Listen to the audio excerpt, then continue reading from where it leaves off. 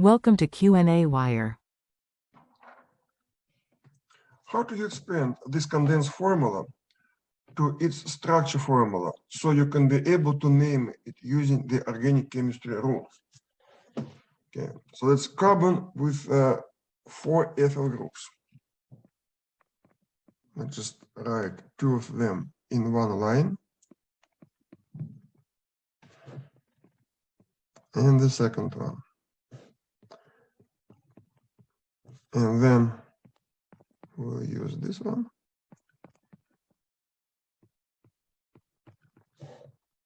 And this one. And now we can choose the principal chain. And that will be 3,3-diethyl pentane.